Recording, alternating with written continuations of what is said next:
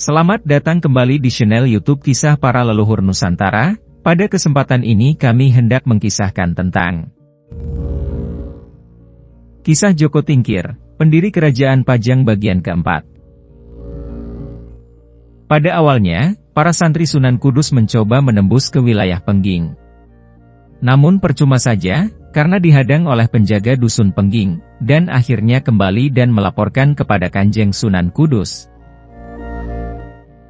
Sunan Kudus meminta para santrinya untuk menunggu di wilayah luar Pengging, dan ia sendiri akan menembus para penjaga wilayah Pengging. Ia pun berpesan, sepeninggalku nanti, jika kalian mendengar isak tangis ataupun keributan, hendaknya kalian selalu waspada. Jika kalian nanti diserang oleh para penjaga atau warga Pengging, janganlah melawan.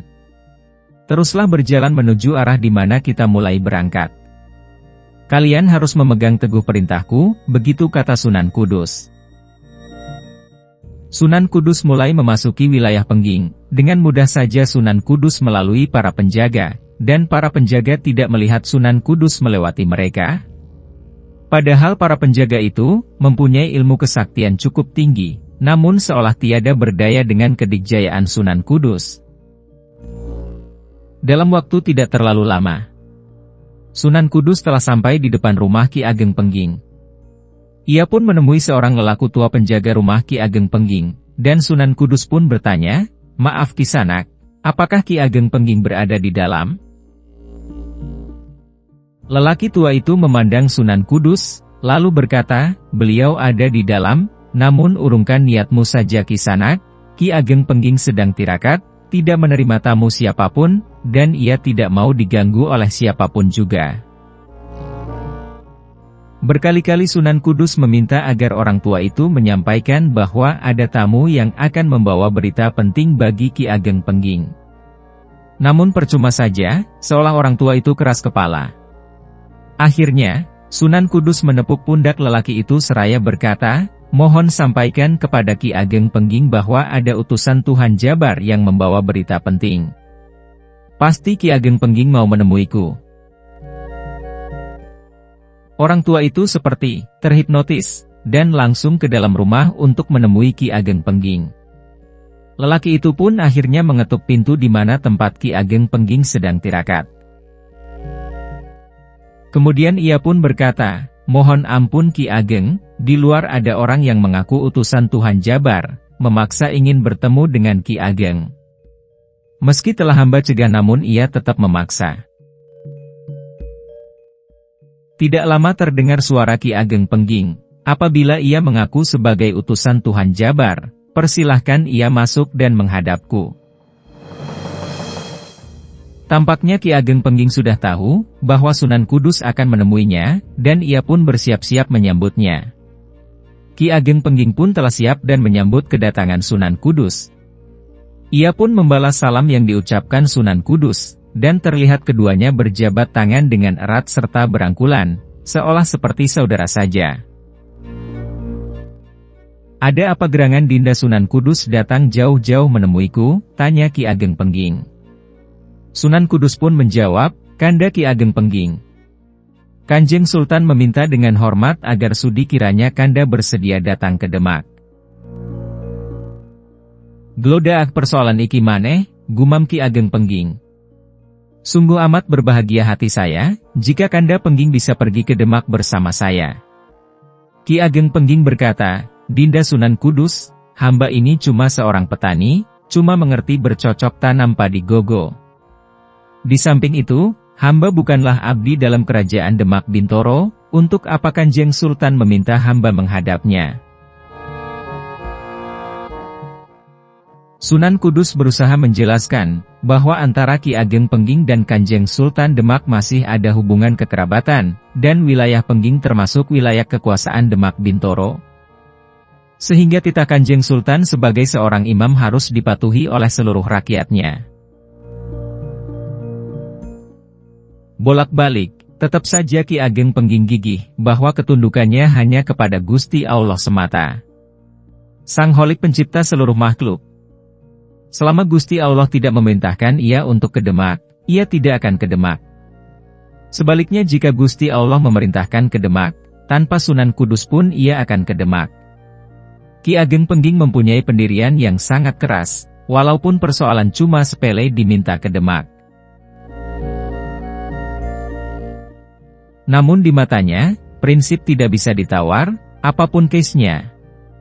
Dinda Sunan Kudus, akan sia-sia kedatanganmu ke Pengging, jika tetap memintaku untuk datang ke Demak Bintoro, menghadap Kanjeng Sultan.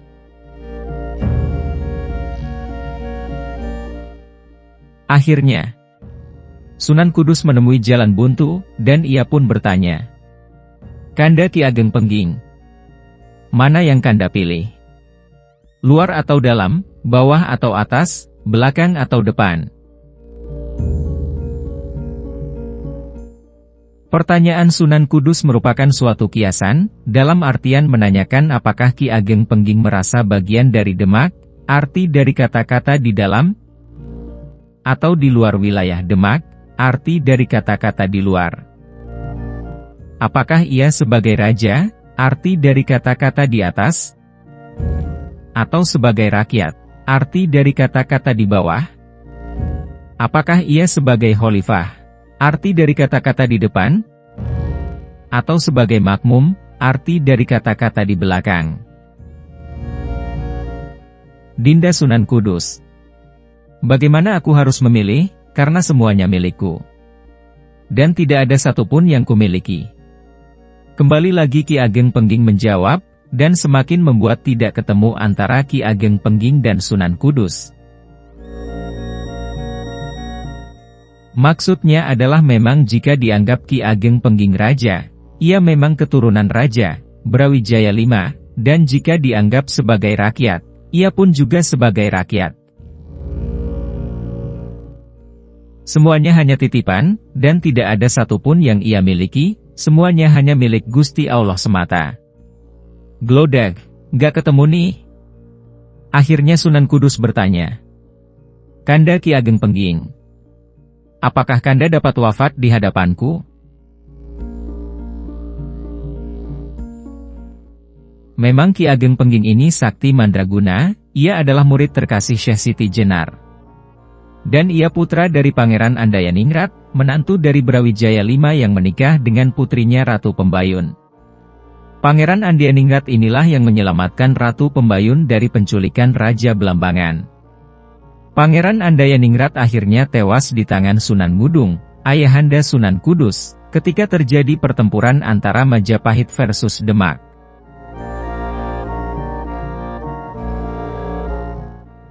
Dengan tenang dijawab oleh Ki Ageng Pengging, "Aku bisa saja mati di hadapanmu atau bukan. Semua sudah ada ketetapannya, dan kita harus menyadari asa dan tujuan kita hidup." Sunan Kudus langsung menanyakan di mana letak kelemahan Ki Ageng Pengging. "Kanda Ki Ageng Pengging, di mana hidup dan matimu?"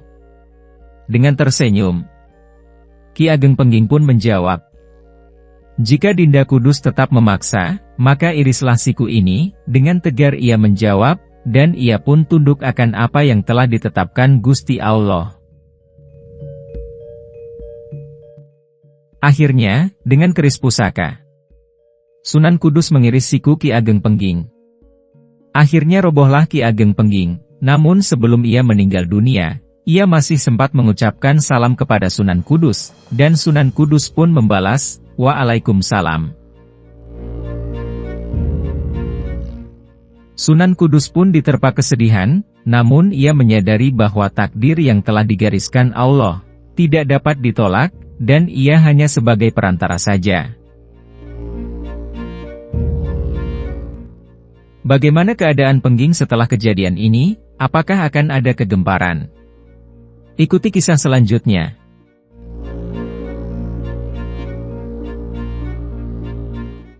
Para pecinta dan para subscriber YouTube Kisah Para Leluhur Nusantara, kiranya cukup sekian dulu, silahkan ikuti kisah-kisah selanjutnya di waktu dan jam yang sama, dengan cara klik subscribe dan juga loncengnya, agar Anda selalu mendapatkan notifikasi jika channel YouTube ini mengupload video kisah terbaru.